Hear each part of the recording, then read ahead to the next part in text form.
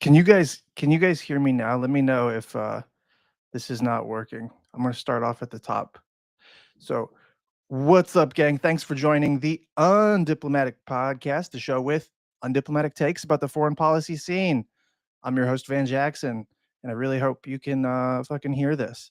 So, as I'm going, let me know if this is for any reason not working. I'm monitoring the chat from YouTube and from Twitch, so hopefully it's working. Let me know. Um, we've got two special things going on today, so we're going to do a normal episode.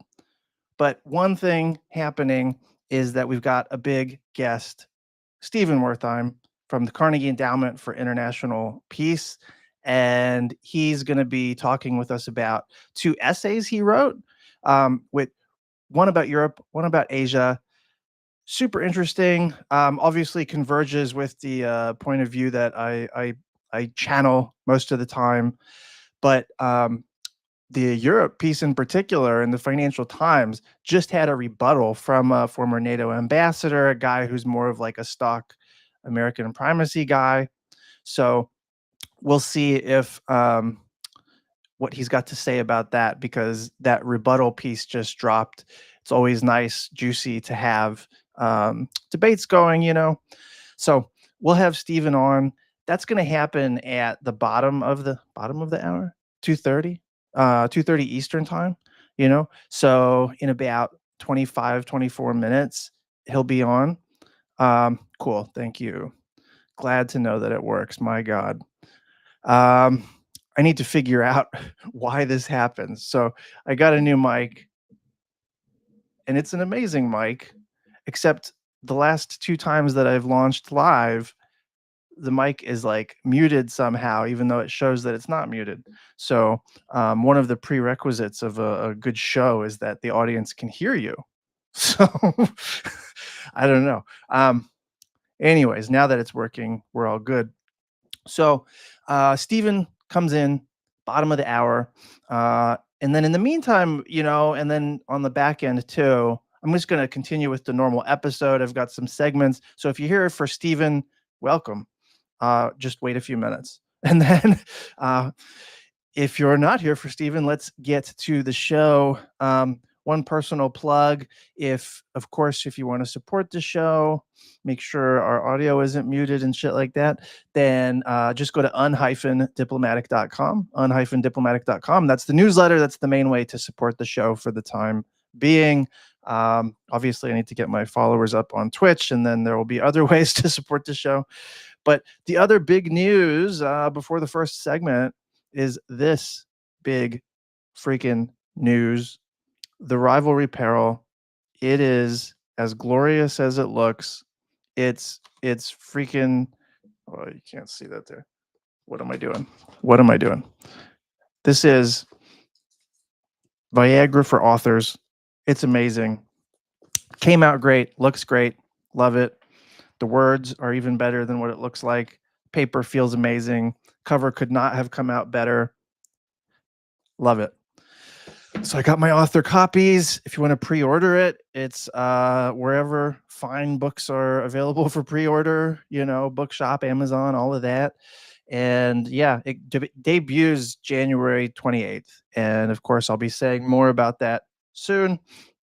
So on to the show. The first thing I wanted to talk about today was a follow-up from the last stream. I did a segment about Generation GWAT, and in case you missed that, let me just share a quick little bit from that episode, because I think it's a ruptural thing. The existence of Generation Global War on Terror, people who came of age during the War on Terror, is ruptural for foreign policy, and that can, like I said in the thing, that can break in good ways that are good and bad.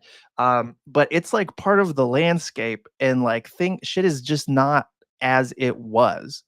Like nothing's gonna be the same anymore. So here is what I had to say about that. I'm just going to show like 1 minute of this, and then I have some thoughts because it connects to the two terrorist attacks that happened on New Year's Day. So here we go.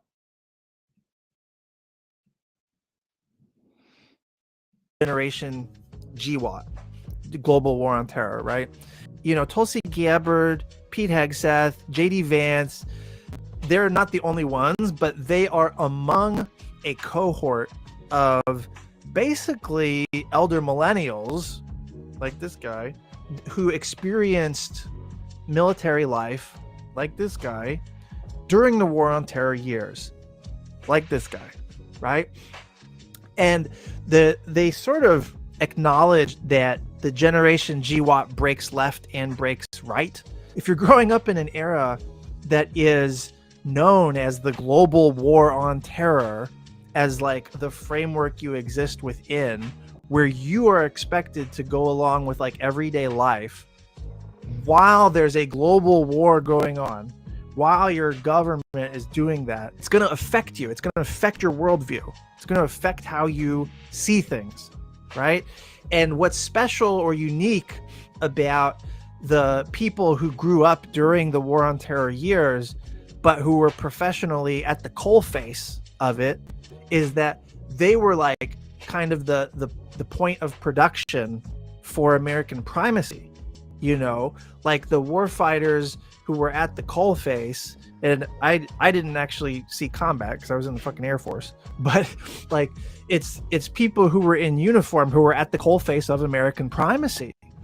That was the point of production for this grand strategy, this predatory way of relating to the world that we call primacy. And what Hegseth and Gabbard and JD Vance and like basically the right-wing generation GWAT, what they represent is an alienation and a disgust with the global war on terror as they saw it. And it's not clear if they're just fucking cynical or not, or like if they've learned the wrong lessons. Like what I think I see from them is an alienation from the war on terror, but without learning like any real lessons from it. So like they have turned rightward and embraced kind of ethno-nationalism and like doubled down on American exceptionalism in response to these 20 years of failed wars. Like they look at the cost of it and they think like, this is because we were trying to like build nations. This is because we were too do-gooder and we need to be more bare knuckle. Like that's the sort of the right variant of generation GWAT. And that's kind of bullshit. Like obviously, I mean, I think ethno-nationalism as a fucking foreign policy, and certainly imperialism as a foreign policy, Trumperialism, that is a mutation of generation GWAT. That is still primacy. That's not post-primacist. Imperialism is its own, it's a variant of primacy, you know? Okay, so I could keep going with that, I suppose, but let's not and say we did. So that's still on YouTube if you wanted to watch that clip. Of course, it goes on for like 11, 12 minutes, but the idea is kind of like what I said there, you know, like generation GWAT. It comes in left and right variants. The right-wing version of it, which is what is manifesting now and what Trump is signaling and what all his people are sort of representing, that is not a departure from primacy. It's a more selective, imperialized version of primacy, one that's like more ethno-nationalistically inflected. So I'm not going to like recapitulate that whole thing. What I wanted to flag though is like in the context of the New Year's Day bomb attacks, you know, both New Year's attacks, the Vegas one on the Trump Hotel and then in New Orleans, these were both military veterans. The Trump Hotel guy was a fucking Green Beret, and he had his own. Everybody has their own shit going on, you know. Like I had read that he was a geo bachelor when he was stationed in Europe, and then he came back divorce papers or something like that. Um, maybe if that's true, even if that's true, that's his version of the everybody's got a story. Everybody has their like personal reasons why they're messed up. We're in an age where we're all messed up to some degree, right? But what is the context for that? Um, the Generation GWAT can break in not only left and right variations, but also in extremist variations. Like the thing that uh, a special operator is going to know. First of all, people, if you're not aware, American special operators, of which the Green Berets are one class of them. Also Navy SEALs, also PJs, also the list goes on. Delta Force, they're all like they have insane levels of suicide rates and of clinical depression. And that's just of what we know that's documented. Like a lot of this stuff goes undocumented. But like if your job is to be, at the coal face of primacy with literally like the point of production for violence, well, you're gonna be fucked up.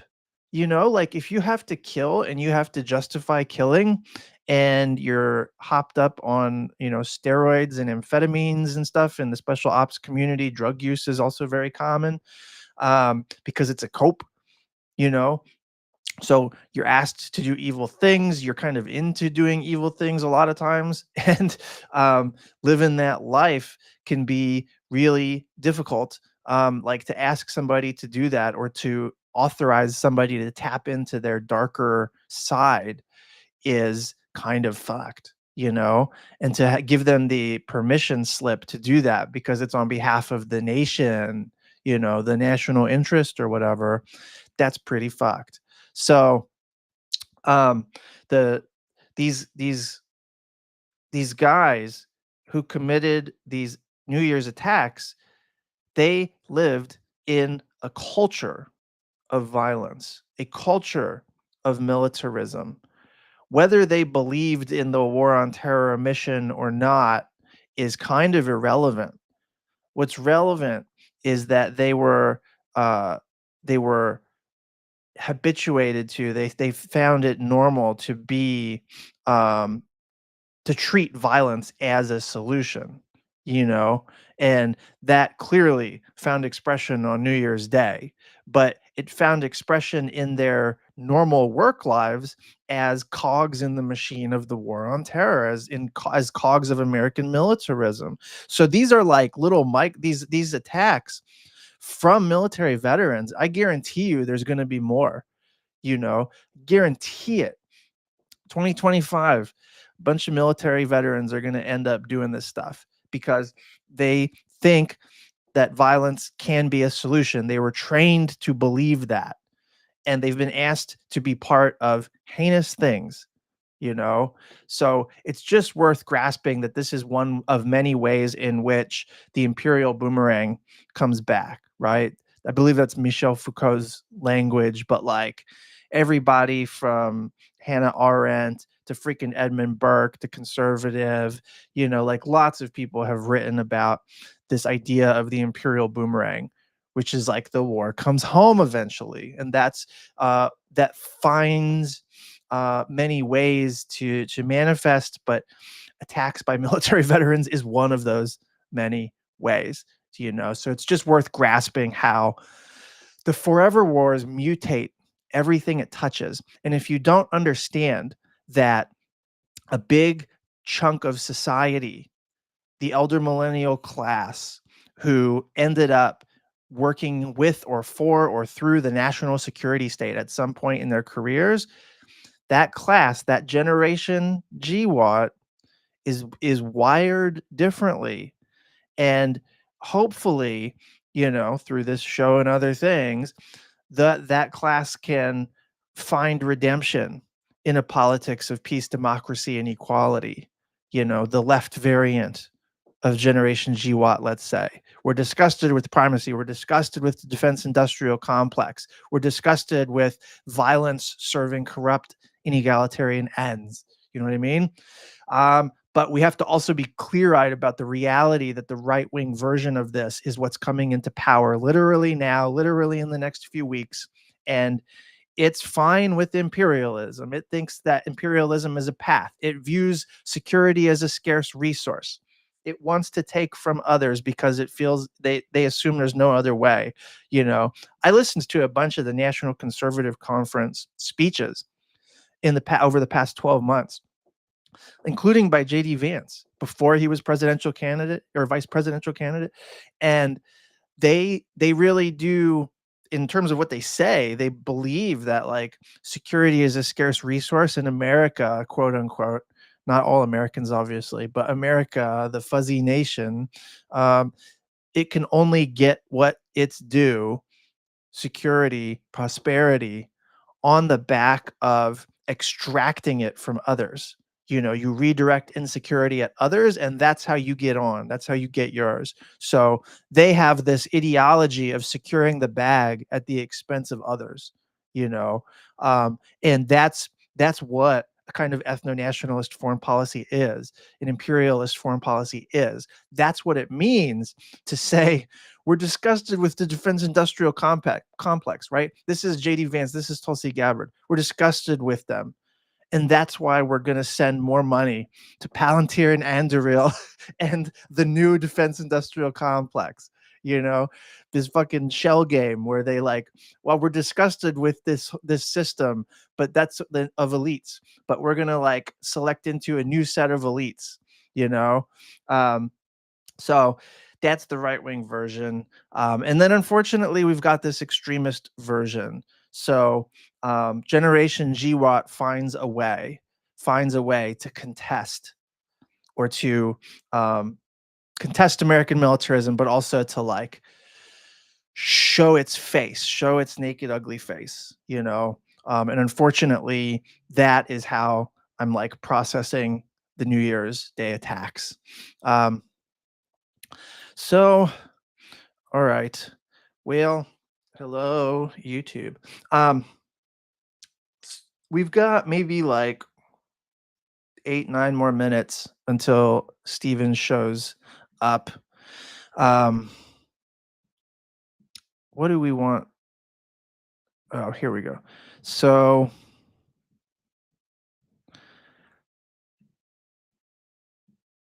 it will actually save me time if I can pull up these pieces. So if Steven Wertheim, I don't know if you guys know, um, so we're buddies, and he's a interesting guy. I'm not gonna like when he's actually on the stream, I'm not gonna have like time to butter him up too much, you know, but or like talk about his own backstory. But he's fascinating because he carries, I think by pedigree, he is a kind of like he has ruling class training, if you will. You know, he carries himself like he's well bred, and that's a compliment or like a testament to him, because he's also kind of a traitor to the ruling class insofar as that's true. You know, he's really sharp, polished, PhD from Columbia. And the crucial thing, like when I first discovered him and heard about him, I was like, I found him to be antagonistic to my narrow interests as a national security state wonk. And I've totally, obviously, you know, flipped on that point of view.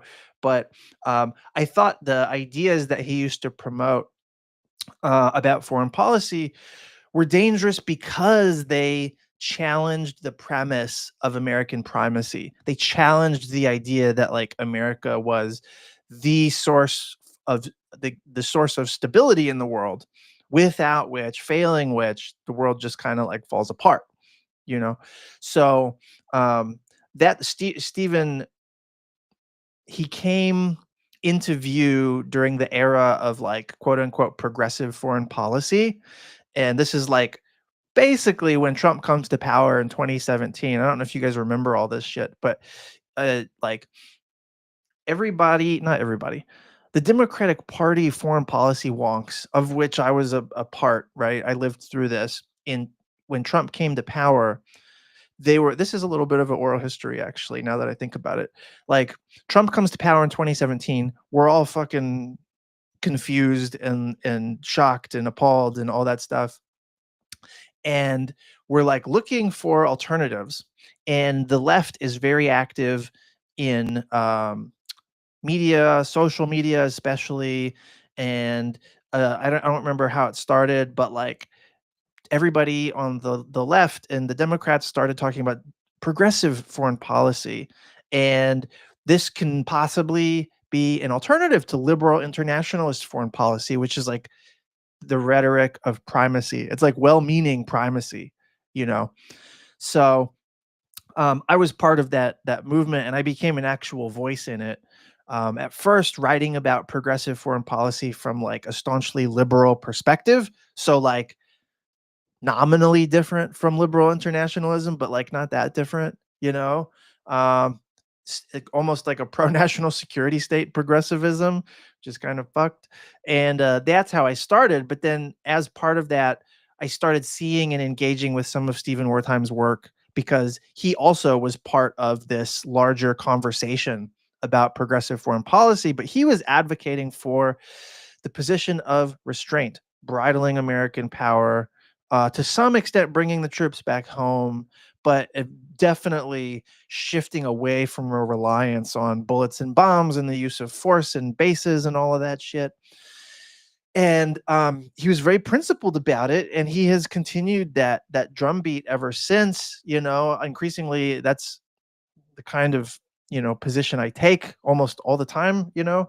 And he I don't know what the backstory is exactly, but he ended up becoming a co-founder of the Quincy Institute for Responsible Statecraft, which is it's technically not a progressive organization because technically they have like right wingers there and they like advertise themselves as transpartisan, as opposed to bipartisan.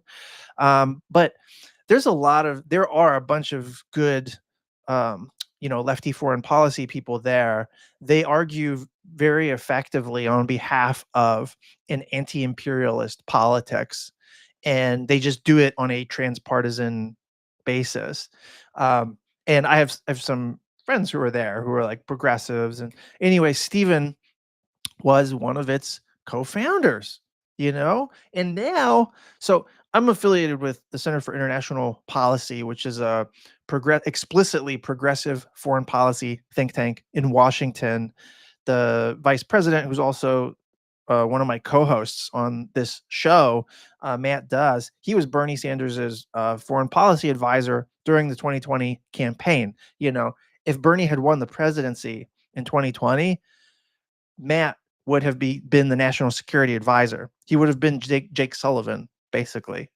And so that institution, with Matt there and Nancy O'Kale as the head of CIP, they are explicitly progressive foreign policy, and increasingly they are the center, the hub for progressive foreign policy in Washington. Right. There's also the Institute for Policy Studies, which is really good. Also, like pretty small footprint, And then beyond that, those are the only like think tanks, and then you have now the Quincy Institute for Responsible Statecraft, and their footprint is actually like relatively large. Like I think all these institutions punch above their weight because they're not taking defense industrial money, um, and they're not being funded by foreign governments. So um, Stephen was at the founding, one of the orchestrators of one of the three big progressive think tanks in foreign policy. Kind of impressive. But now and I'll say this in the introduction in just a minute, but now he's a senior fellow at the Carnegie Endowment, which of the mainstream think tanks in DC is probably the best, like the most reasonable, the most well-reasoned, the most sort of progressive friendly, left friendly, in the sense that it's like peace friendly, like it's in the name. So it doesn't mean everything they do is good, but like, as a mainstream think tank, I'm I'm down for them. I support them, generally speaking. Yeah, so that's where Steven's at now, and he should be joining the stream in any minute. If you have questions that you want to throw at us live, feel free to just put them in the chat. Uh, this is the first. This is the first. I've done a bunch of these live streams now, but this is the first one where like a guest pops into the live stream. So we'll see how it goes. I'm going to try to keep an eye on the chat. And yeah, well, we're going to have some fun. So let me see here.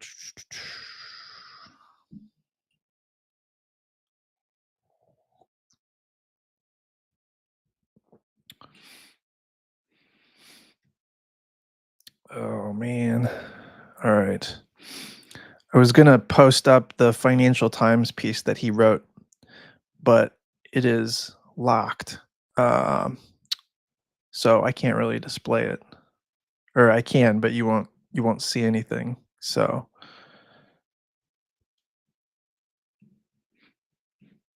yeah, like the title is great. Time for Europe's magical thinking on defense to end. So that's the clearly paywalled piece.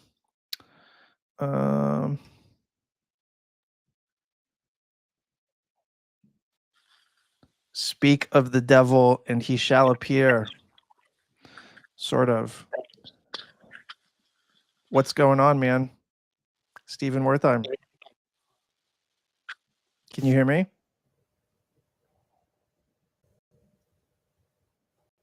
Whoops. Did I just lose him?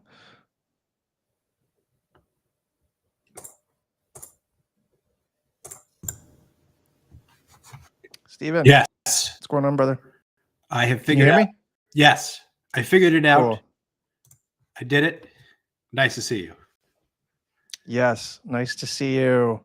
Glad this could work. Well, thanks for joining. I've been talking about you for like the last 10 minutes. So when you catch this on replay, you'll hear all that. So welcome to the show. Hope your holidays have been treating you well. Where are you at right now? Are you in DC? Yeah, I'm at home. Everyone got sick. I think everyone I know got sick. So I'm still dealing with that. Maybe you can hear it in my voice. But yeah, holidays were otherwise good, even though that was the dominating factor. So there wasn't much otherwise. Well, that sounds terrible, but great. So, all right, you've got two pieces that we'll talk about. I mean, we can talk about whatever. I'm monitoring the chat, but the first piece is called. It's in the Financial Times. It's called "It's Time for Europe's Magical Thinking on Defense to End." I love this piece, but apparently not everybody did. So, I guess first of all, yeah. It was a short, tightly written piece, but what's the take that you had there? What's the gist? So a lot of Europeans have the idea that their security, their continent's security, has been underpinned by the U.S. security guarantee for 75 some years. Mm-hmm.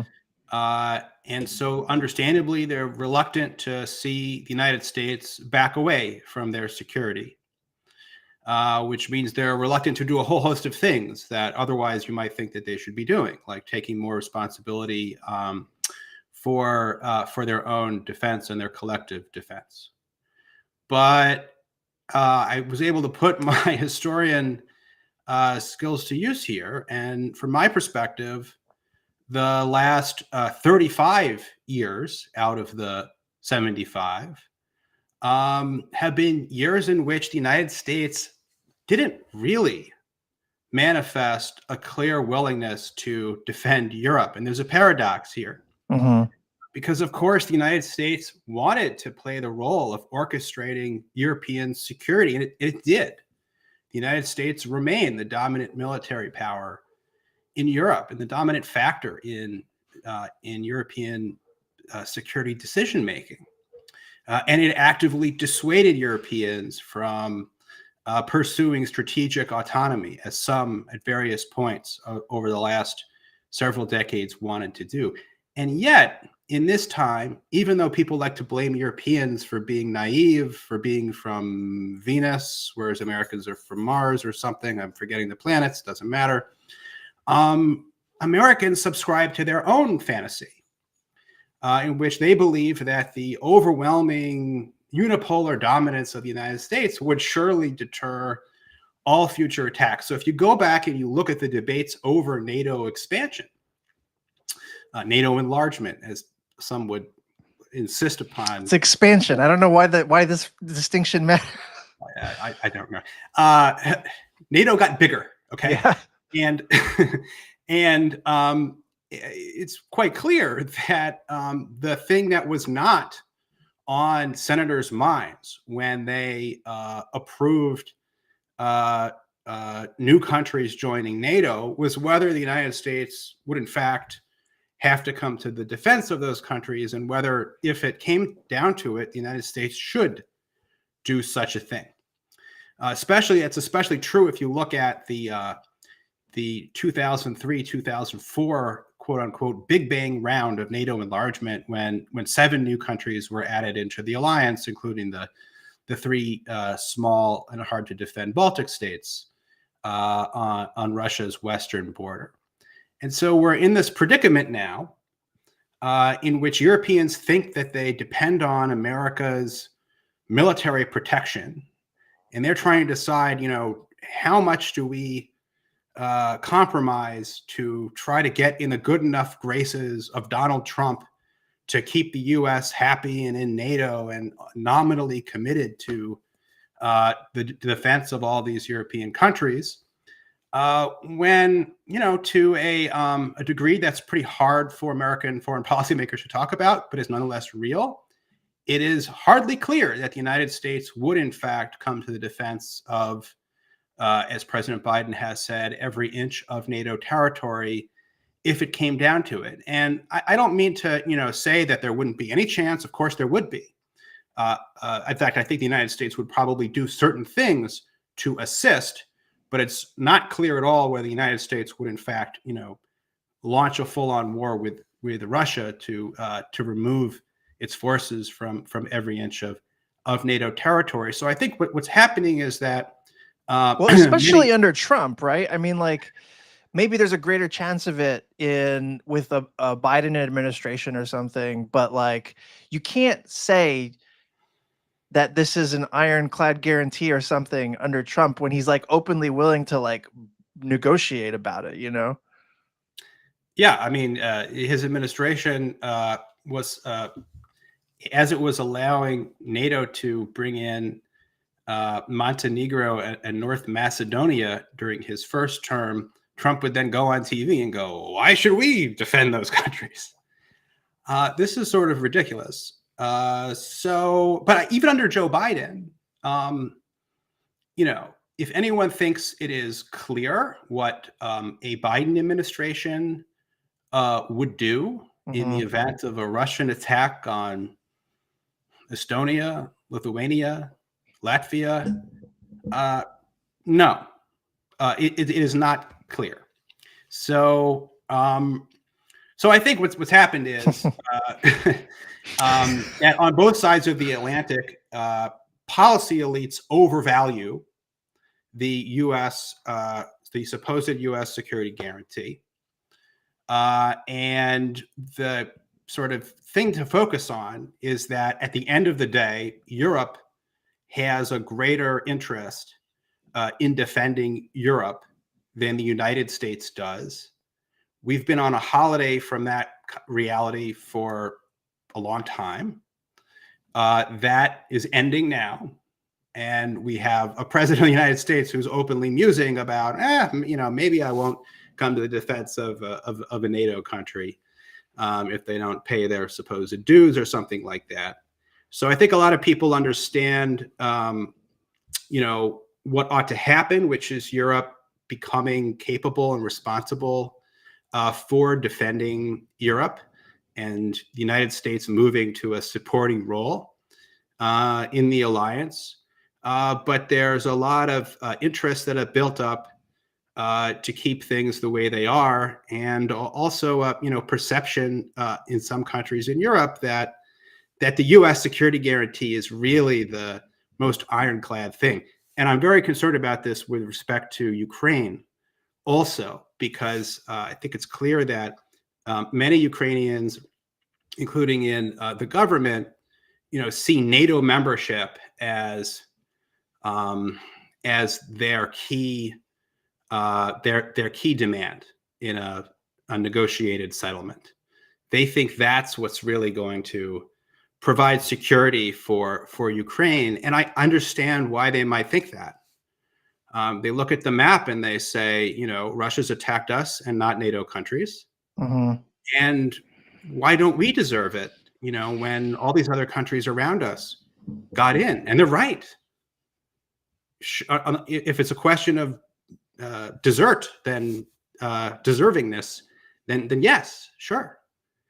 But unfortunately, not only is that not going to happen for them, but it shouldn't happen, because a U.S. security guarantee to Ukraine, if that means the U.S. going to war with Russian forces in the event of a reinvasion after the current war, would have a real problem in terms of credibility. And so ultimately, the idea of bringing Ukraine into NATO rests on this faith that commitments on paper are the surest way to deter aggression. And that kind of brings us back to the kind of thinking that surrounded the League of Nations, which in a previous iteration of my career, I happen to be a historian of. Yeah. So in the chat, Lord Friezon asks a question about whether the world looks like it's becoming more realist. I don't think that's exactly the right way to put it, but that's also like a sufficiently large question that I would, unless you have thoughts about it, I kind of want to bracket it off because I want to address that more profoundly, deeply at a later date. But Cameron Faridi asks, is NATO premised on a giant bluff? What do you say to that?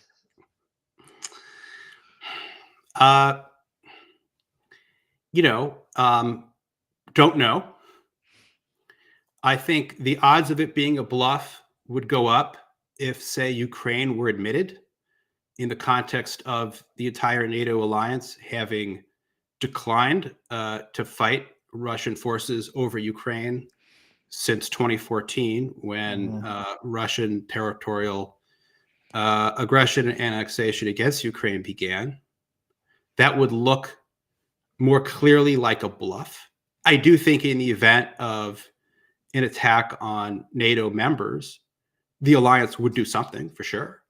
So in that sense, I don't think it's a bluff, but I think that there would be big differences among NATO countries as to how they would respond. And the United States, being the leading element in NATO and being such a question mark as to its willingness to lead a response, that's not healthy for the alliance.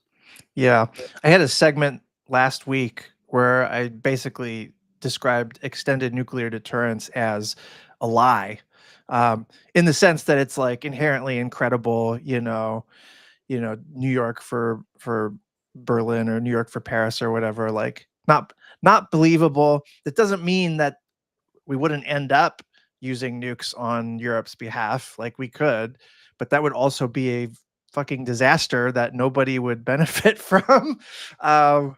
So yeah, but Yeah, that's not at the nuclear 100% level. Yeah. bluff, but it might be like a 75% bluff, and that might Yeah. be enough, right, to have the effect that one wants. But boy, is it risky. Yeah, not very credible at best. Van, did you see the foreign affairs piece with BBC Dad? BBC Dad. So I don't know if you guys, Buff Angelist or whatever, they you didn't see the last live stream. I think at the end of the episode, I did a segment about South Korean nukes, about specifically that essay. Obviously, Okay. South Korean nukes are bad, but I'll bracket that off for now. Stephen, back to you. What is your sense of how much Europe has like self-consciously been free riding on the US versus some other explanation for the kind of like good faith infatuation with American power? It depends on which Europe we're talking about. Um, We just got rated by the majority report. That's a ton of extra eyeballs on the nice. stream. Okay. All right, welcome, welcome eyeballs. I tend to think that, as I've suggested in that piece, we can make too much of the differences between Europe and the United States, and we can do too much blaming of one side or the other. The fact is that there was this symbiotic relationship throughout the post-Cold War period in which Washington wanted to suppress European defense initiative, while periodically asking Europeans to spend more without taking away from U.S. control and influence through NATO. So, like, why wouldn't the United States want that? So this is what both parties wanted. It suited interests on both sides. So rather than blame I get where the blame the Europeans thing comes from. I get where the blame the Americans thing comes from. And I think it is going to get out of this trap. It's going to take determined action from both sides, right? Like, one of the things that the United States needs to do, if in fact it wants to shift some of the defense burden onto Europe, is to be willing to stop pushing U.S. arms sales to Europe, which keeps the Europeans locked into to the United States, which keeps them from developing their defense industrial base in a cooperative way, and that makes it harder to support the politics of somewhat higher defense spending in Europe. The EU sees this problem and it has some ambitious targets, but successive American administrations, very much including the first Trump administration, don't like that, and they really want to sell American. So if the Trump administration coming in or a successor to that, really wants to change this dynamic, fine. I think they need to realize that it's going to be it involves a give and take, a renegotiation of the transatlantic bargain, and that means Europe, getting that benefit. Yeah, I mean, the thing that frustrates me about Europe, which you sort of get at in the piece, is like his win was predictable, not in the sense of the specific, 2024 election, it's a coin toss or whatever, but like the reality of American politics has been that half of it is MAGA. And so it's inevitable in a fucking democracy, even if you think America is a functioning democracy, which is contestable, then that this portion of the electorate gets power at some point. They inevitably come to power, right? Like, do European officials not get that? Like, it feels like they had 4 years to avoid getting caught with their pants down, like in 2017, and they just totally blew it. I mean, So someone's going to write someone's going to write a good history some years into the future of Europe trying to react to the rise of Trump and MAGA, and it's going to be pretty baffling as to why it was like it actually took it becoming clear that Trump was the front runner for the Republican nomination in 2024 for there to be a real shift in Europe in the direction that we're talking about in favor of strategic autonomy. Although, again, it's still very incomplete and uncertain. But I think part of the issue is that we had a first Trump administration, and Trump, at the end of the day, was a de facto primacist. As I mentioned, NATO expanded on his watch. It did not contract. He, sent javelins to Ukraine. There was, Trump then going on TV and making noises in various directions. There's his,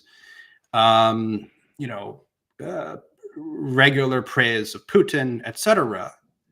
But it's been very possible for Europeans to tell themselves a story that, kind of disregard the bluster. At the end of the day, the United States is more than Donald Trump, and we don't really have to change. And indeed, Donald Trump, his main position on European security has been more burden sharing. In other words, the allies should pay more for America to protect them. It's like rent seeking. Yeah. Correct. So the implication being the United States is still willing to provide the service. And in theory, Trump would be satisfied if only the Europeans hit some magical number of defense spending. But then there are reasons to doubt that actually he would ever really be satisfied, because there's another part of Trump's brain that's going, okay, maybe I leave troops around or I stay in NATO, but what if something actually bad happens? What would I do then? And then, you could get some lawyers to tell you that Article 5, the collective security commitment, actually doesn't specify what members of NATO should do in a contingency. And, it certainly doesn't say that the United States needs to do more than other countries in NATO. So I think if I were me, but if I were in Europe and I were looking at the totality of this evidence, even without Donald Trump ever becoming a major figure in American politics, but especially in light of that, I would say, I really don't want to be dependent on the United States being able and willing to be there to lead a defense of Europe against Russia if it comes to it. And because I can do that math, the Kremlin can do that math. Yeah. And that's not the best way to do European security. Yeah, fair enough. Buff Angelist in the chat asks, Article 5 has only been used to invade Afghanistan, correct? Yeah, that's a pretty hot irony, since Afghanistan's not in Europe or part of NATO. But I digress. So interestingly, the Financial Times ran a sort of rejoinder rebuttal letter to the editor or whatever in response to your piece. It's from Ivo Dalder, who was a NATO ambassador. Notably, he's like a really hot, staunch Trump critic. He kind of like resents everything that Trump represents. But what did he have to say in his response to you? I don't recall the word Trump appearing in his response. Surprise. So his main point was that one shouldn't question the credibility of the U.S. security commitment to Europe. That seems somewhat different from arguing that there is no question about the reliability of that commitment. So if you want to read between the line, one might say that he thinks, a certain amount of puffing up the American willingness is required, but that's not what he said literally. So give him the benefit of the doubt. But his main piece of evidence came from a poll that he cited from his own organization, the Chicago Council, showing that large numbers of Americans, majorities, favor the U.S. remaining in NATO and either maintaining or increasing its commitment to NATO. And sure, that's fine. But the point I was making, which I think he's talking past, is that, yes, the paradox of the situation is that the United States has wanted to be in NATO and be the leading element in NATO on condition that the belief was that that would mean that the United States would never actually have to fight as part of its obligations to the alliance. And so wanting to be in NATO in a condition of peacetime is one thing. Actually believing that it would be worth it to fight Russia over every country within NATO, and it would be a different question depending on which country might be attacked. That's quite another thing, right? And so I don't think that evidence tells us very much. I mean, we also know that the polling has shifted a lot in response to our domestic politics. So so many people who I talk to, and this is confirmed if you look at the dynamics of support for NATO over the last decade, they associate Trump with being against NATO. And if they don't like Trump, then that means they are more favorable towards NATO. These are not factors that actually consider the very sobering realities that that we'd be confronted with if it meant going to war with Russia. I think what's more telling is that throughout the war in Ukraine, since February 2022, or since 2014, if you like, there's been a quite deep and wide consensus in the United States that the stakes are not worth the United States going to war with Russia for. Joe Biden took the use of force off the table, even as he saw the invasion coming, even before it happened. And that was one of the least controversial elements of U.S. policy vis-a-vis Ukraine in these years. So then you say, yes, it would be different, of course, if we're talking about a contingency in the Baltic states. But how different? Once people start focusing on, okay, Article 5 says this, you might end up in a quite similar circumstance in which the United States is supplying, but not directly fighting, or it's fighting but trying to establish strict limits on the ways in which the conflict escalates.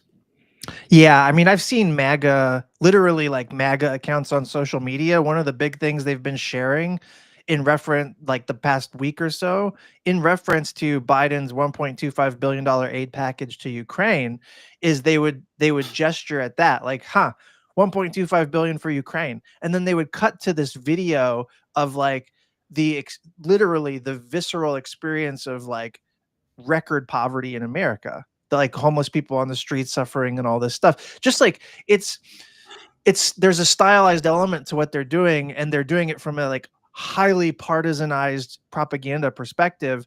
But what does it say that it's such low-hanging fruit? The argument sells itself.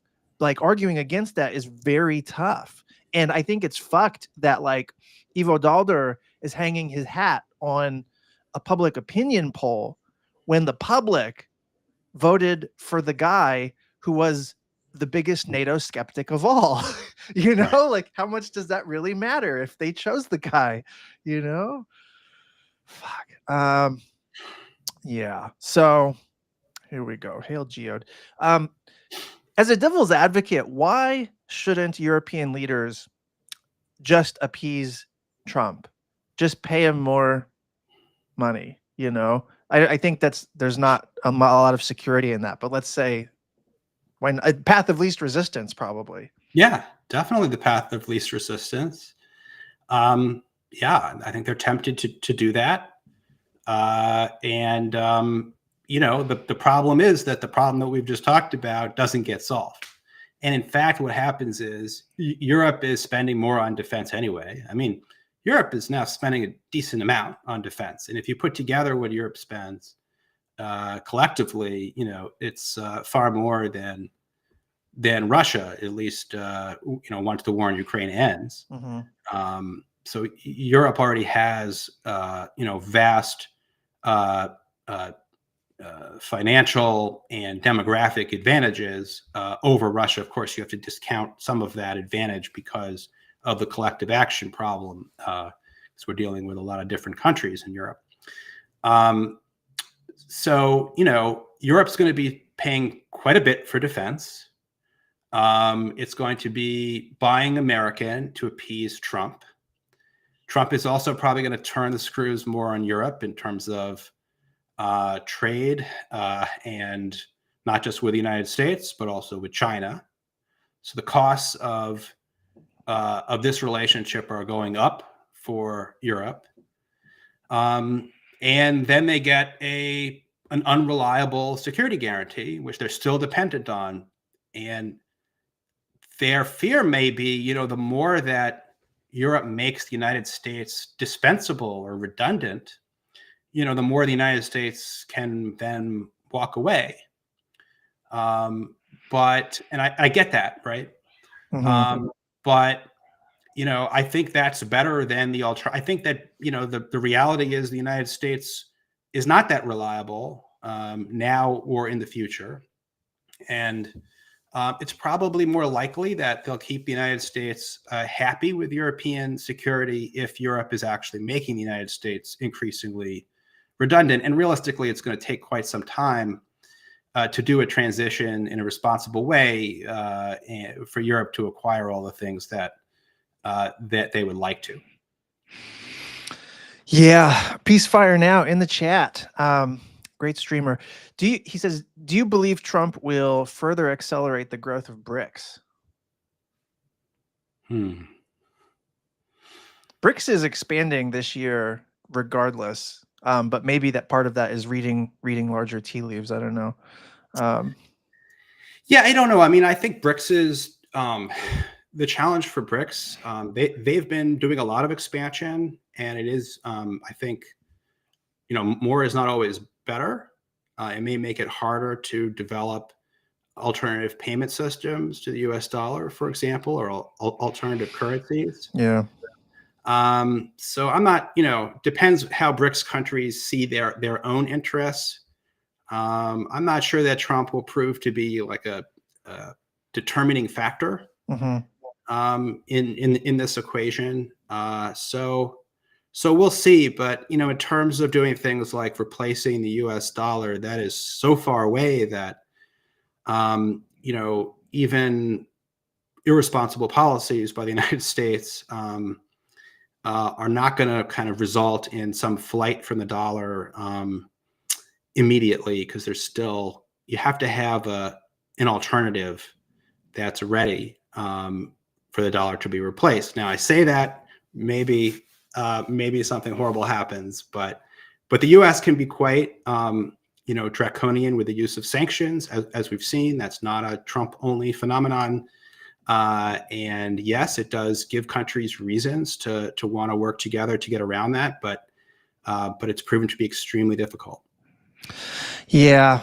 The thing, so I saw a stat that it was like only 58% or 52% of global transactions are actually denominated in US dollars now. So the percentage of transactions is declining. People are using other currencies.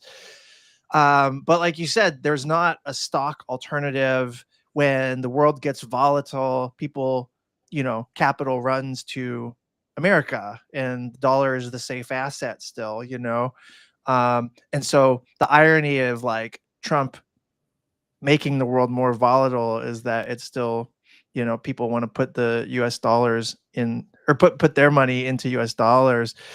And so that reinforces the dollar in a sense, but it's also going to reinforce the imperative for like BRICS nations, if they're the subject of these like crazy tariff schemes, to like strategize about how to get to an alternative. So it's like, in a large, big, structural, long-term sense, we're sort of moving away from dollar primacy very gradually in a naturalistic kind of way. But if we do crazy stuff and we impose tariffs on 40% of the world, then like that might accelerate things, At some point there's a breaking point. Yeah. But this is where like I put my historian hats on, and I feel like we're very, very close to this problem right now. And I'm not sure like what is the action or series of actions that could lead to a tipping point and really move us to some different situation. Maybe Bitcoin, maybe that becomes the replacement, and Trump could have something to do with that. There is a geopolitics of crypto waiting to be written about. I might have to think about that. I don't want to read that. I went to the mall in New Zealand, like where I live, the fucking mall, has a station where you can buy crypto. I was like, this has gone too far. So, we talked about Europe. You have this other piece in Global Asia magazine. Asia should encourage Trump, the peacemaker. What was the gist of this piece? Well, you Yeah. said it in the title, maybe, but So because I was writing in a forum that that wasn't for Americans or Europeans to read, I tried to think about, what would I want an Asian audience to hear. And my premise is that a lot remains undecided in Donald Trump's mind. We don't know how his administration is going to shake out, and there's going to be a lot of people in the administration who have very different views on what the U.S. role in the world should be, and how the U.S. should relate to countries in Asia. And in Trump's first term, he often listened to foreign leaders and followed some of their advice, sometimes for the better, sometimes for the worse. And so, I think Donald Trump could well make things worse. But I'm not making any predictions here when I talk about Trump, the peacemaker, in quotes. yeah. But clearly, the persona of a deal maker and a peacemaker, these are parts of Trump's self-image. He wants to be a peacemaker, I think. Doesn't mean he will. And we saw some manifestations of that, especially in his diplomacy toward North Korea. Mm-hmm. First term. We also see that in this campaign, he warned a lot about what he called the growing dangers of World War III with Russia or China. He talked in his victory speech on election night about, we're not going to start wars, we're going to end wars. So I think that's what he wants. He wants to be a deal maker and a peacemaker for his legacy. And I think he'll probably have more advisors in the administration this time than he did last time who would encourage him in that direction. And so my plea to U.S. allies and partners and others in Asia would be to try to encourage Trump's better instincts rather than his worse ones. And I think, there's basically three things I think on the table that are possible. Again, not saying that they're likely, but possible with the second Trump administration. So first of all is an effort to broker an end to the war in Ukraine and to, pivot the U.S. away from European and maybe Middle East security, but I'm not sure how confident I am that that's even going to be a possibility in this administration. We shall see. Anyway, I digress. At least Europe, right? That is a possibility. And many U.S. Allies and partners in Asia have often, during the Biden administration, certainly tried to discourage that kind of thing. So I urge them to rethink that, because I think it would benefit Asia as a region, as well as the United States, if the U.S. were able to adopt more of a focus on security in Asia and do less in the Middle East and Europe. And then in Asia itself, diplomacy with North Korea becomes more of a possibility, I think, over the next 4 years than it has been in the last 4 years. Subject more than I do about, but something that I hope that the administration would take seriously, and the next leader of South Korea, or the next the next party to take power. It's a fluid situation. Yes. Should think about whether there was whether there's potential to get back to the kind of diplomacy that broke down after the Hanoi summit in 2019. And then even with respect to China, even though the main legacy of the first Trump administration on foreign policy was to lead the foreign policy establishment, to lead Washington toward a more competitive and confrontational posture towards China. Trump himself has always had a more ambivalent stance. He's been more interested in making deals on military and geopolitical issues with China, even as he's wanted to be very competitive with respect to trade. And so I think, it's not out of the realm of possibility that that Trump could, issue assurances over Taiwan that would help lower the tensions over the Taiwan issue, which is by far the issue that would be most likely to bring the United States and China into a war, indeed World War III. It's something that isn't beyond Trump. And if it's something that, that the Chinese leadership would find meaningful, and I suspect that they might, it's something that could meaningfully reduce the risk of war and get us to maybe a more stable place in the relationship over time. Yeah, like you can question, by the way, you're experiencing with me the fluidity of how like hilarious chats come in, and you're trying to have like a reasoned intellectual policy conversation, and then somebody says something hilarious and it's like you got to address it. But anyways, yeah, like you can question Trump's capacity to understand cause and effect in the world, and like clearly he doesn't grasp that. And so there are consequences that follow from his actions that like surely he does not anticipate. But he does recognize that like World War III is an object to stay away from. He doesn't want to be associated with that. Like it's the Project 2025 of foreign policy, World War III, like stay away, I disavow it kind of thing. That doesn't mean that it won't come to pass. Right. But there's something that we can work with, that these flags are planted in his mind, So Trump has his own right-wing straw man gloss on the value of diplomacy. It's easy to miss if you don't share his larger worldview. But he often talks about how like it's tough to sit down with these dictators and talk about things. And sad to say, in a way, he presented a more pro-diplomacy view than the Democratic alternative in this campaign.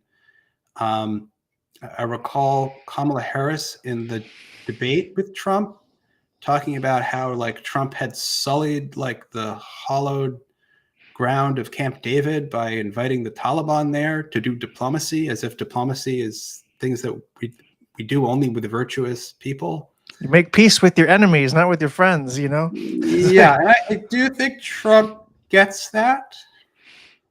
And doesn't necessarily see, and we saw shades of this in his handling of Kim Jong-un in his first term, gets the idea that to some extent he should show respect to another power and not try to denigrate them and use language that is provocative toward them. Obviously, there are other faces of Trump that are countervailing. So I don't want to misunderstand this, right? I'm just saying that there is something there that is not to be ignored. And that does create the possibilities that we're talking about. Yeah, I don't know if this is a good analogy, but it just popped in my head. Like if you have an abusive father, but who also cracks jokes, like you want him to be in joke cracking mode, not in belt whooping mode, you know? And so like, even if that's the ridiculous, absurd logic of the situation that you're working within, you kind of have to acknowledge that logic and still work with it anyway, you know? Yeah, yeah.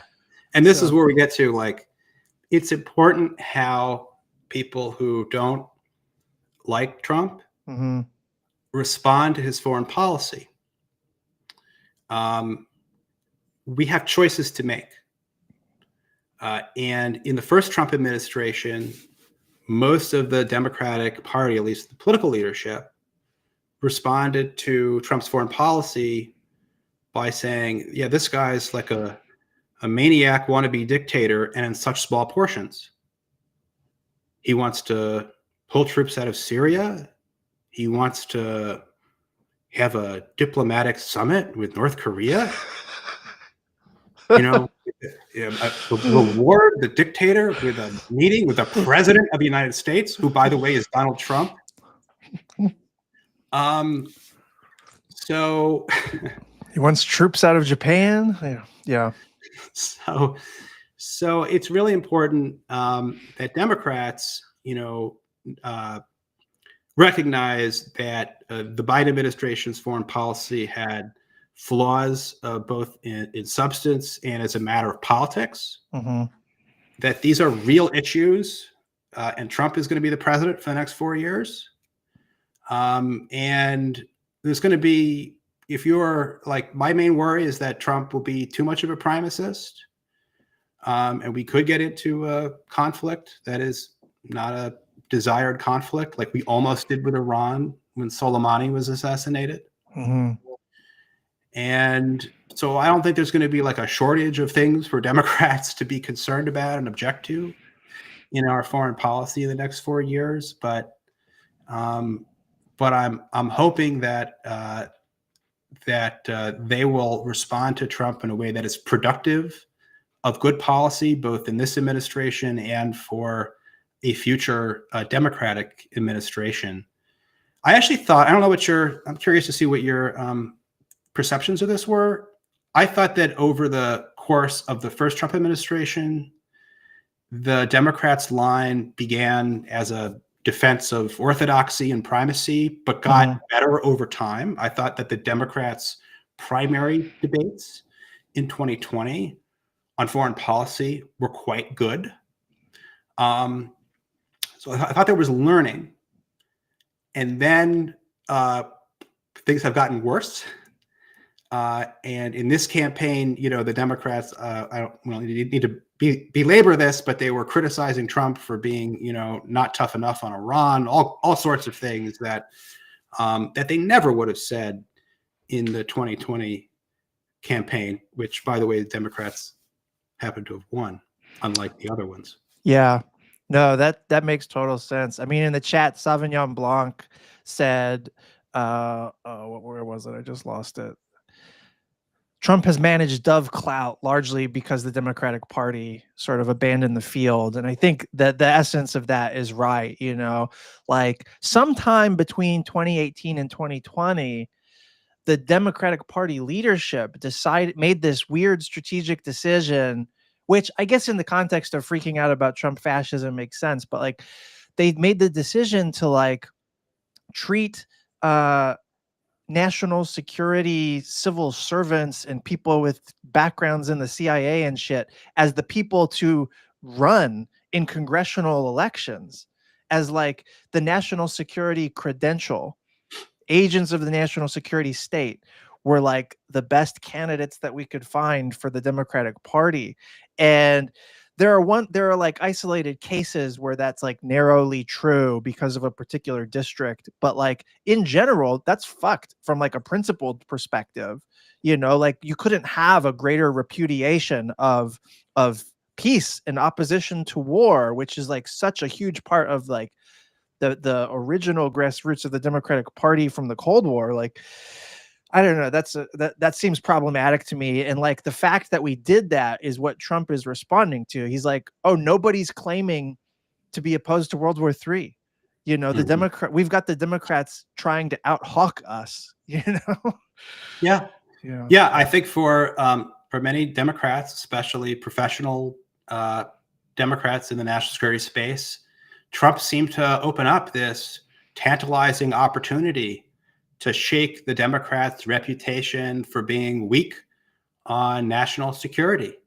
They thought they could seize this high ground, and then you end up campaigning with Liz Cheney, right? Not so much because of foreign policy, but it wasn't like the Democrats distanced themselves from her foreign policy views either. Yeah. During that campaign, and I think most lethal military. That was the promise. Most lethal military. I think what they one of the things that they missed was that Trump actually has his own ways of conveying strength that are not the same as taking orthodox, hawkish foreign policy positions. Mm-hmm. And frankly, Obama did some of this too, right? Remember his 2008 campaign. First of all, he never would have been the nominee had he not opposed the war in Iraq. That was the only thing on his platform, really, like to differentiate himself. That was the main policy issue. But he also, said in that campaign that if we have intelligence that Osama bin Laden is in Pakistan, and we don't think that the government of Pakistan will deal with it, then we will violate the sovereignty of Pakistan to get bin Laden. And when I heard that, I went, whoa, okay. This guy's wants to be president because he's identified, look, bin Laden is an actual enemy of the United States, right? Saddam Hussein, not. Right. But bin Laden, yes. And we actually did need to get bin Laden to have a chance of moving on, though we didn't take up that chance very well, but that's another story. That showed a certain steeliness and a seriousness about, upholding the national security of the United States, which call me crazy. I know I'm a radical. I happen to think is an important thing. So quality you want in a president. Well, Trump conveys strength in some similar ways, right? Not afraid to make a deal with enemies. Of course, that was an Obama thing, right? He would meet with Iran without preconditions. He and Hillary had this whole thing about, preconditions, and he's just like, it's stupid. If we think we could get something that's in our interest, what is this crap about preconditions? So now it's sort of Trump who's taken up that more pro-diplomacy, deal-making persona, also showing that, our interests aren't the same as our allies. Trump does it in ways that are more disparaging of allies than I would have it. But he shows that there is a difference, whereas under the Biden administration, the U.S. wanted to look like it was totally in lockstep with allied governments, which doesn't work very well when we're locked into conflicts with no apparent endgame. I can't remember who said it in the chat, but maybe it was Buffangelist. But earlier there was a question about NATO in the Pacific, or basically NATO doing great power competition with China, which I obviously have opinions about. But what do you think about that? No. Same. Okay. No thanks. Ridiculous. It's mostly it amounts to will NATO open an office, rent a building in Tokyo? This is the thing. What is their capacity outside of their own region? It's fucking titular. It's symbolic. It's a strange thing. So you sound weird if you say I don't want help dealing with issues in Asia from Europeans. So I guess maybe, but here's the actual problem, right? The United States is militarily overcommitted and overstretched. And there's sort of one clear solution to this, which is a division of labor in the transatlantic alliance. Europe defends Europe. The United States is less on the hook for that. And with the amount of resources and attention that it can devote to these foreign policy problems, it focuses on Asia. Okay, like that's the answer. Mhm. And what we've seen over the Biden administration is this attempt to the phrase du jour was connective tissue among allies in both regions, and then try to make us like stop thinking about this problem of overcommitment and overstretch.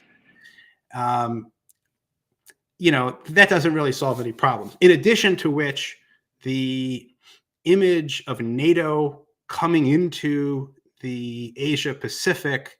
The whites, it's white people. We can just say that. It's Yeah, right. So there's problems there. It's like, is that even optically worth it?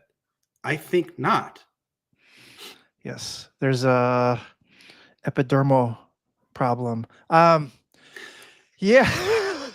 Well, also, look, I mean, the narrative that NATO expansion has something to do with the war in Ukraine is popular around the world, including in Asia, right? Yeah.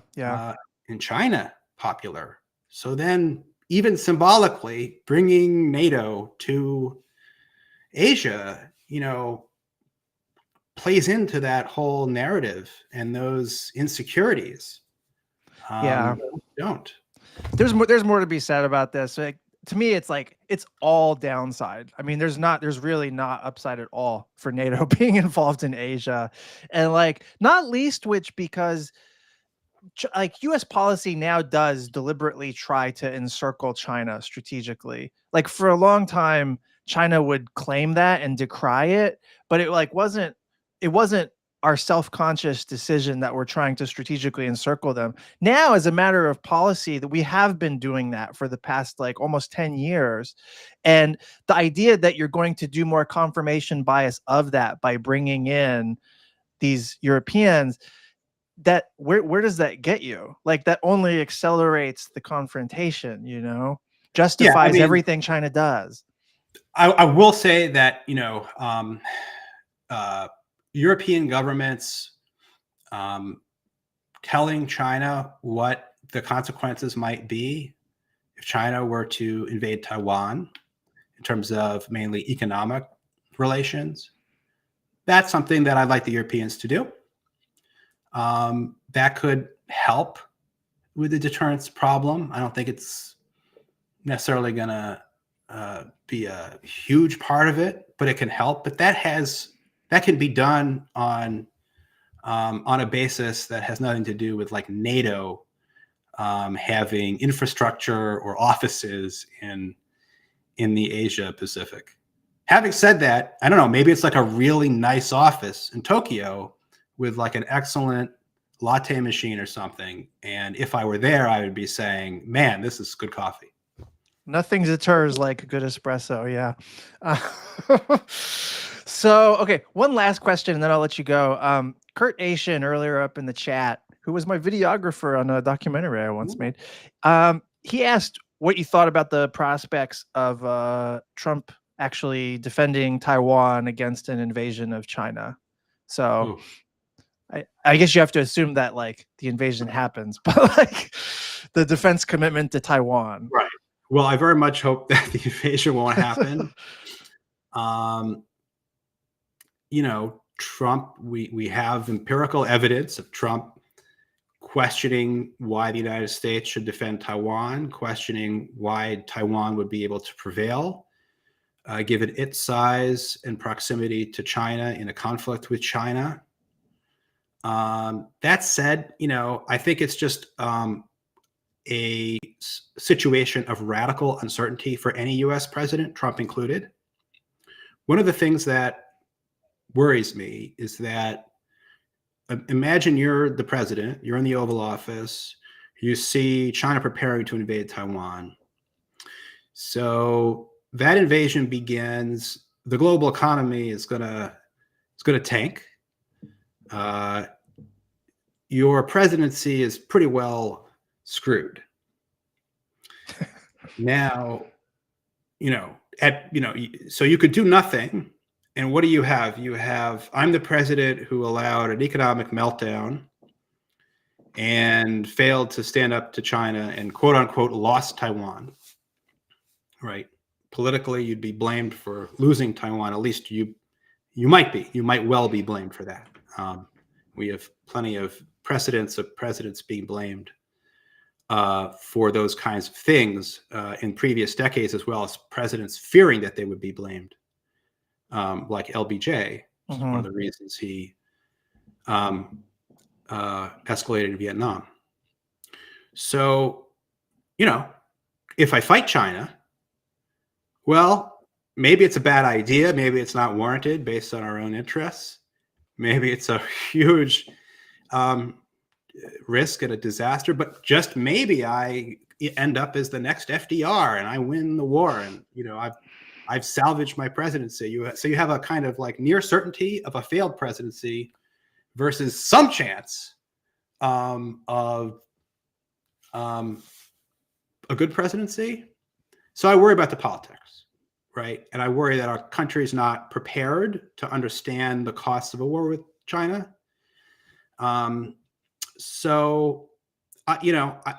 have a piece coming out soon with Jennifer Kavanaugh, and what we basically talk about is that the United States ought to be giving itself another option than that dangerous binary of basically do nothing and let Taiwan fall versus World War III with China.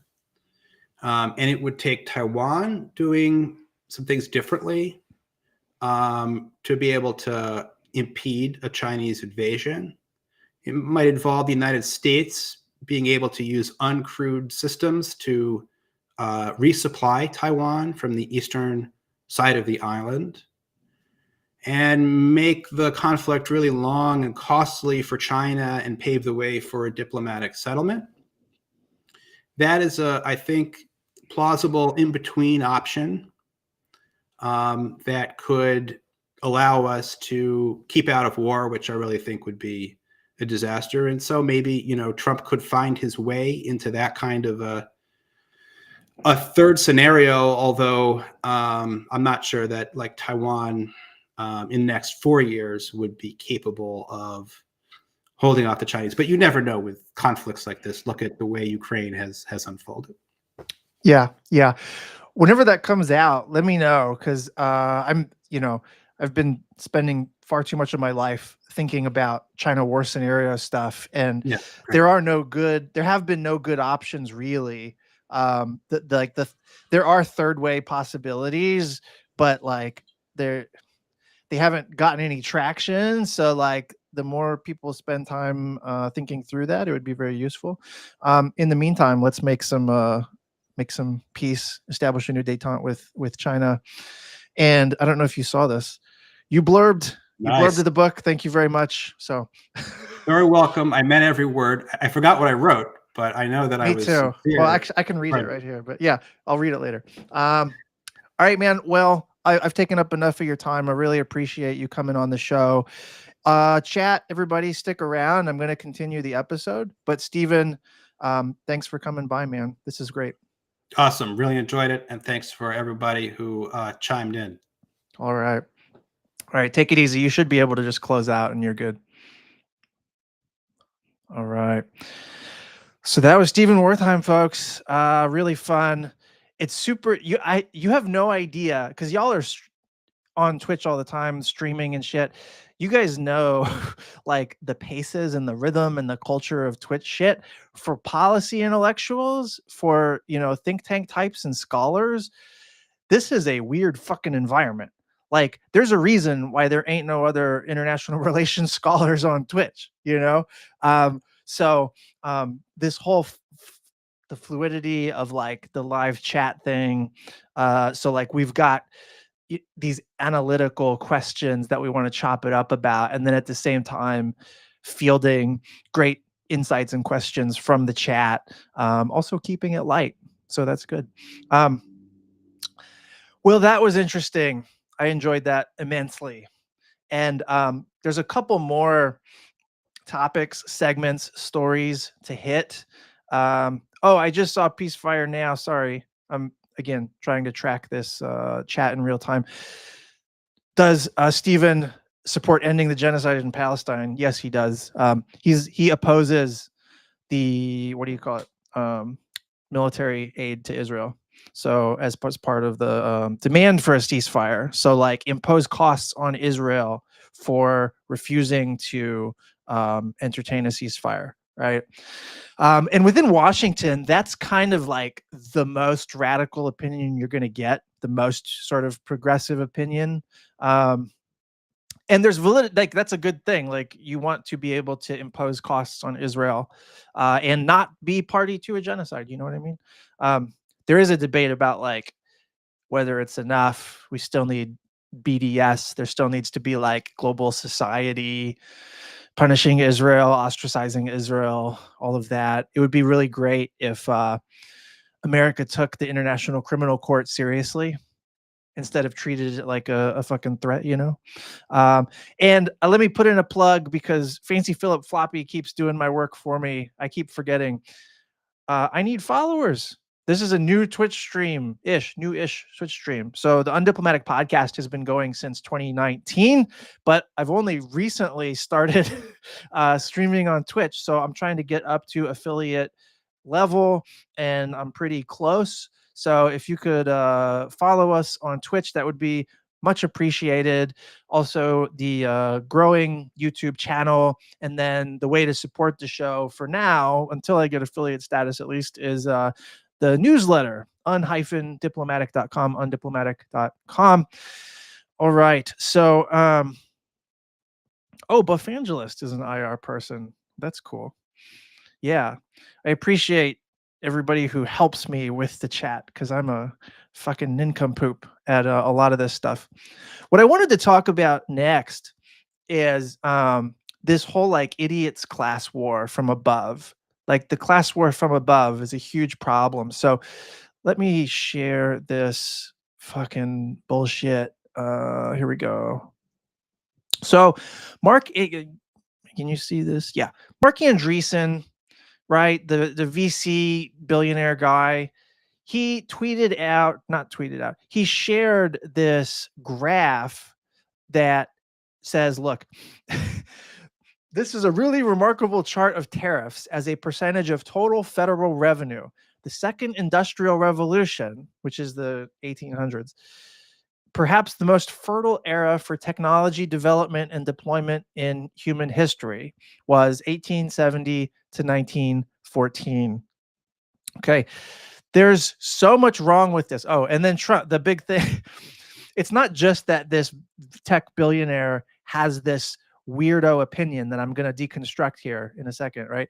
It's that Trump is sharing this and then saying on top of it, the tariffs and tariffs alone created this vast wealth for our country. Then we switched over to income tax. We were never so wealthy as during this period. Tariffs will pay off our debt and make America wealthy again. Okay, so there is so much to talk about, right? This is, on some level, this might be like a little tutorial about tariffs and what they're for and what they're not for. But also, I guess, first of all, Trump's collusion with the oligarchs is happening right in front of us.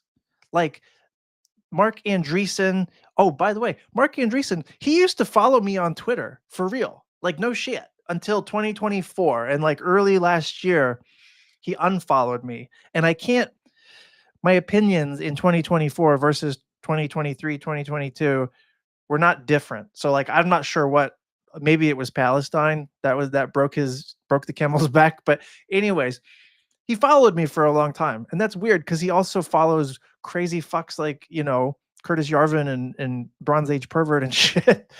But so he where was I?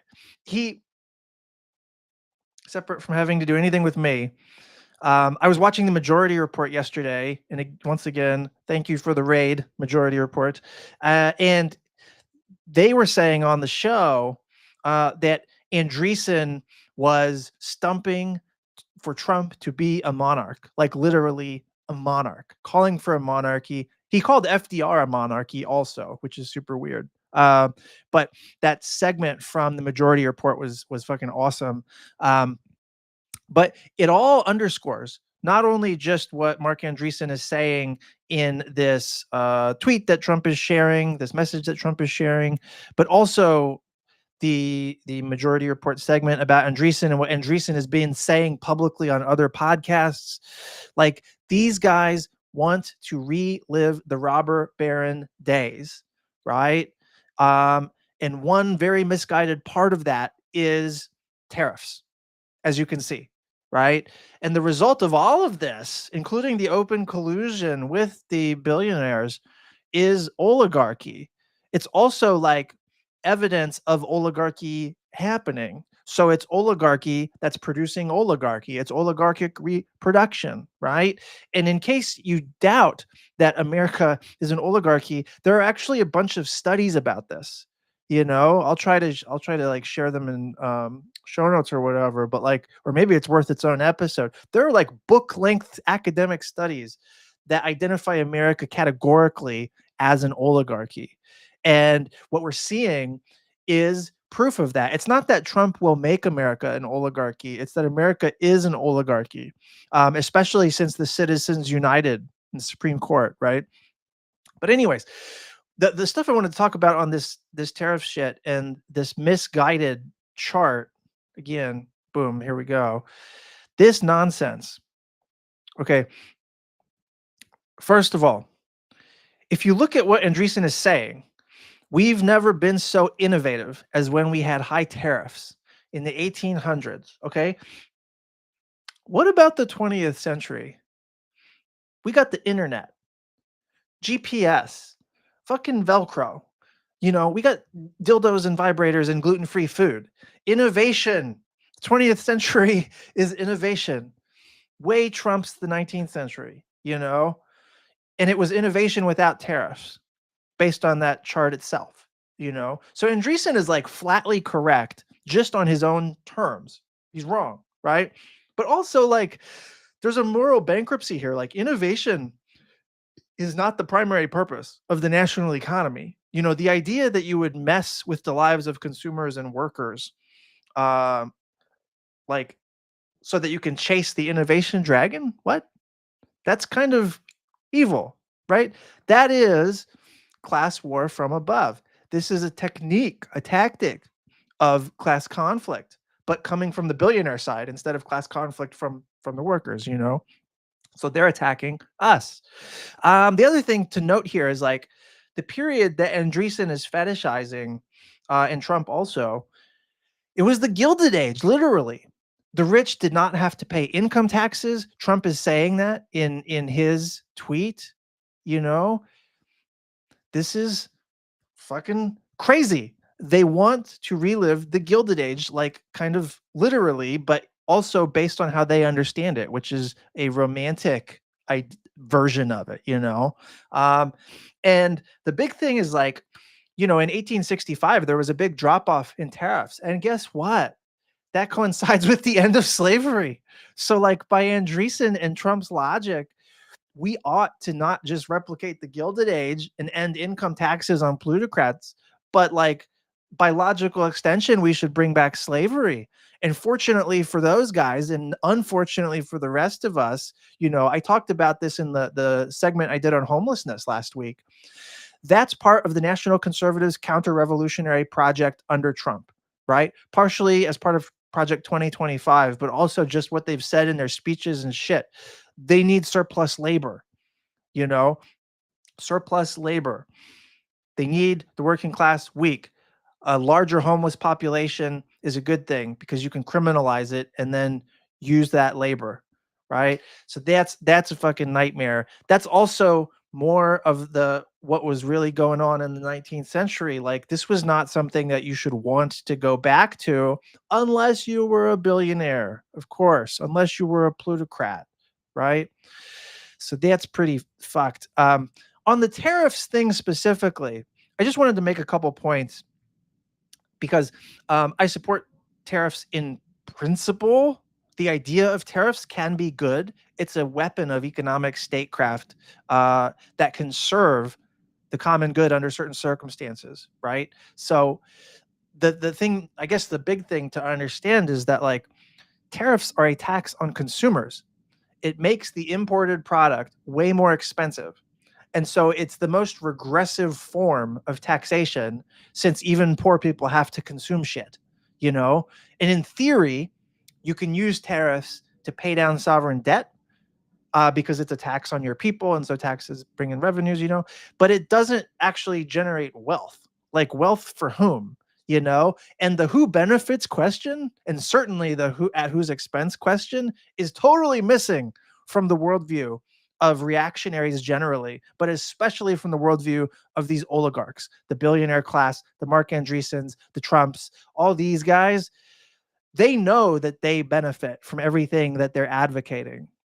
And and they don't know, or they choose to not know, that a lot of people, the majority of people, democracy itself has to suffer to make that happen, right? Um, and so the other thing I guess I should say about tariffs is that they tend to lower productivity growth, right? Is productivity everything? No. But if you take on its own terms, like how the Trump people in Washington and the national security state think, like they want to, and they are making economic relations with China competitive, even Trump, right? That's how they think about it. If you're going to treat economic relations with China as competitive, trade balances, which is what Trump's obsessed with and what part of why he wants tariffs, trade balances don't matter at all. In an economic competition, productivity growth matters way more than the trade balance, right? And tariffs do not necessarily improve productivity, right? It's a skew of it at best, at best. You know, so I co-sign tariffs in principle, but in practice, it really depends, like situationally, because they're only good for certain things. They're not good as just like a general, let's have a global tariff regime. That's fucking no good at all. That's a way of trying to establish autarky, you know, like cutting yourself, firewalling your territorial boundaries off from the rest of the world in like every way. You know, that's fucked. That's like super unrealistic. That's like a rupture of the capitalist world system, you know. um but like, okay, so what are the uses of tariffs that are valid in my view? One is to buy time, so long as you have a strategy to grow an industry that needs protection for a little while, right? That like tariffs can, like, you need, like, the third world in the Cold War, they often use tariffs, like the East Asian tigers or whatever. They used tariffs to protect infant industries that they sought to grow and nurture and incubate so that they could eventually become world leading, right? So you subsidize them, you protect them from competition so that they can survive the business cycle and even grow and build like a mass, like strengthen themselves. And then you allow them to compete with your support in the world system, you know, and then you gradually move up the value chain and you move from being a site on the periphery of the world system to being semi-peripheral or part of the core, right? So tariffs can be useful for that if you have a strategy to make that happen. Why do you think it's important to build up a particular sector? And how do you think protecting that sector for a certain period of time, how do you think that will lead to it becoming globally competitive? Right? So a lot of shit there to think about, that requires actual strategy, and that strategy is generally missing, you know? The other reason tariffs might be useful, the other situation, is as a disciplining mechanism on capital. So green tariffs, like tariffs on goods that you're importing that have been produced with like excessively high carbon emissions, that is useful. That's a discipline function mechanism on capital. The labor differential tariffs, right? If you're using slave labor to produce the thing that's being imported, you ought to be subject to uh, tariffs to offset that unfairness, right? To avoid the like race to the bottom, competitive among workers. Social dumping tariffs, same thing, you know, like these are tariffs that send a signal to capital that they need to function more on the behalf, they need to respect humanity and the common good. And if they don't, they're going to have to pay a price for that, right? So that's a useful function of a tariff. But that's it. Those are the ways that tariffs can be good. And that's not what's happening. That's not what's happening even under Biden, but that's not what's happening with Trump for sure. Like in Trump's case, tariffs are global, they're fetishized, right? He doesn't want tariffs to buy time. He wants them indefinitely. He's not trying to discipline capital for sure. He's trying to do giveaways for capital. So what is this? What are they talking about? This is class war. This is billionaires openly colluding with the government against workers and consumers. The argument on which this class war from above is being waged is profoundly stupid. As I've said, tariffs are attacks on the consumer, and they're obscuring that. They may or may not facilitate innovation, but based on the chart that Mark Andreessen is sharing, the innovations that were the greatest came during periods of low tariffs. And innovation is not the point of the economy, you know, and tariffs don't help productivity growth. Productivity growth is what matters if you're trying to be economically competitive. And again, I'm not even necessarily co-signing that fucking way of thinking, you know. So that is my rant about tariffs as a tool of class war from above. Couple more things to share here. One is a kind of fun thing from Conan O'Brien. So a listener sent me this and suggested I share it. So I'm going to share it, right? Conan O'Brien had a nice little rant. Not even a rant, just a funny commentary about American imperialism. So here we go. What is the attitude about Americans here in general? It depends on the Americans. So sometimes, not all of you, but some of you are very loud. Avocado! Taking a lot of like space. This is tiny. And being a bit rude. You've done a terrible job. These are the worst children I've ever talked to. We're not all that way. I don't know if this is for the show, but we have the worst dictatorships because of the support of the American government, not the people. That's true in many countries too, also. Yes, especially in Latin America. Many Latin American countries. That's true.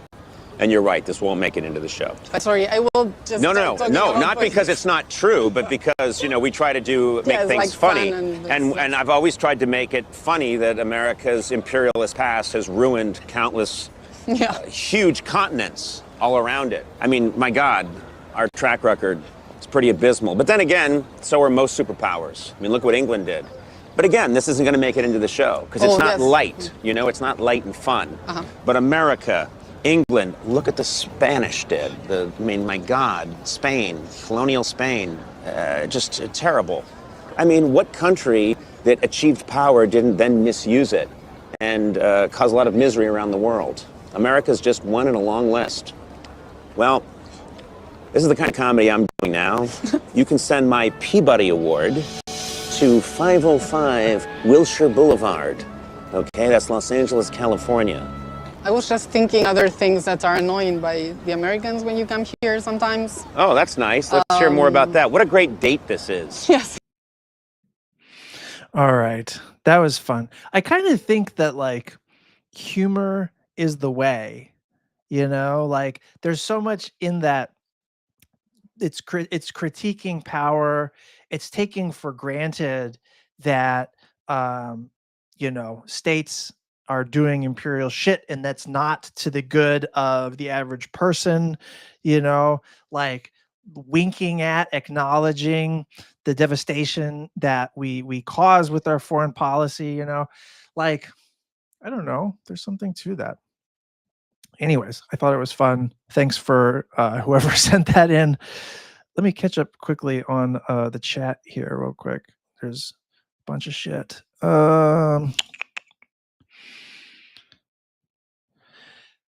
Conan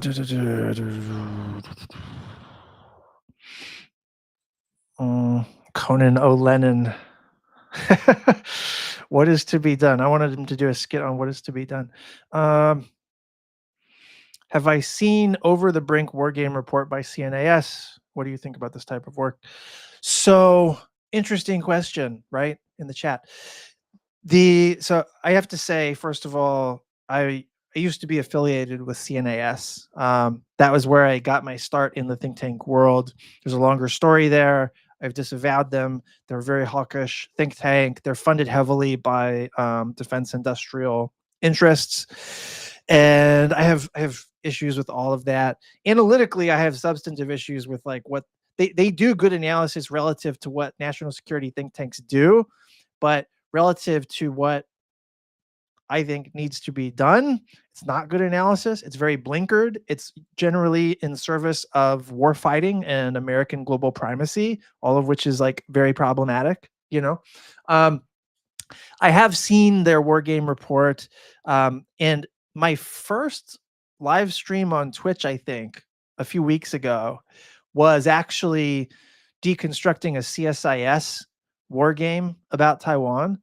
So, and I may do this in the future too for other think tank events. This is like my way of sticking it to the national security state and sticking it to the think tank industrial complex. You know, like a lot of people are not qualified to make eviscerating critiques of these fucks, but I am. It's my world. That's where I came from, and I think it's like intellectually bankrupt, and aside from being like morally bankrupt. So I think in the future I'm going to do some more deconstructions of those kinds of events. And if anyone in the chat or who sees this subsequently, if there's any like events videos you want me to weigh in on, the more ridiculous, the better. The more right wing, the better. The more militarist, the better. I can sit down with it and do a kind of like breakdown of what's going wrong in their thinking and throw popcorn at the screen and all of that stuff. That could be fun. But to say, I did that once for the first stream on Twitch. I did with the CSAS China war game, and the CNAS game and the report that they based their games on. It's different, but it's same. You know, all of these war games, I had been involved in like dozens of these things going back to like 2010, 2011, right? They all make kind of like hard difficult assumptions that are not necessarily realistic, that we have already ended up in a war with China. The point of the games is usually to stress test American decision making or American force posture, American capabilities. And what that means is that's a valid reason to use a war game, to stress test existing strategy, existing policy, right? But what that means is you're purposely putting the scenario and the decision makers in really unfavorable situations. And the reason that ends up becoming a problem is that the unfavorable situation, the solution to it within the logic of the game, is always like maximum power, maximum capabilities, maximum number of missiles, you know, like generally the outcome of games where you're stress testing a force, more is better as like a insight or a recommendation, right? And you can see how that would end up becoming basically a laundering mechanism for the ruling class, a laundering mechanism for American primacy. It's like, this is just a like technically sophisticated way of doing advocacy for defense industrial interests. You know, this is like the art of militarism, basically. And that's pretty fucked, you know? So I haven't seen I don't remember offhand what the CNAS war game report said, but it's of a type, and that type is of course very problematic. What do we got in the chat here? Carnegie NukeCon in April 2025. Yeah. That might be an interesting one to do. Carnegie has good folks like Stephen Wertheim, Ankit Panda, you know, but they're also having to exist in Washington, and that's problematic on its own terms. That means they're going to end up platforming people who have weird opinions, and I can talk about that. Yeah.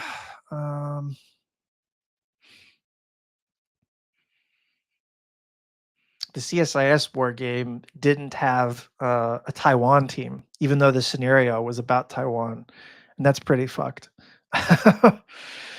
Yeah. Yes, and in the CNAS war game, that's right. It starts with a Chinese first strike, of course. Again, problematic. Um, anyways, I'd like to talk about this more in the future, but for now, I think that's going to do it for today. I was going to talk about this segment, this clip with Jason Hickel, who's an amazing scholar, amazing critical scholar, anti-imperialist, talking about the way Palestine and its existence threatens capitalism at a global level. I'm going to save that for now because I've been going a while, but I'll be on the stream again in a day or two throughout these holidays period in January. I'm trying to do 2 p.m. Eastern time as like a reliable block, but appreciate you guys coming on, and please follow, subscribe, all of that to the Twitch channel, to the YouTube channel, un-diplomatic.com, that newsletter, that sweet source of everything. And yeah, is there anybody I should raid or could raid? I would like to do that if possible. This really was fun. Thank you, Buffangelist. You were a good contributor. Yeah. I'm trying to find somebody to raid.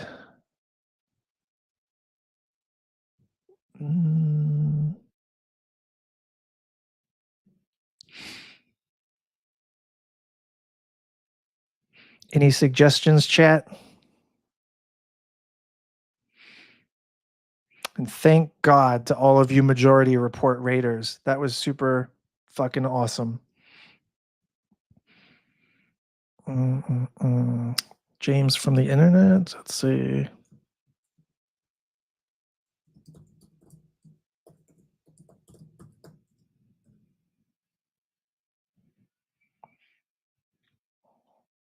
All right, here we go. James from the internet. Folks, appreciate you. See you soon. Raid now, babies.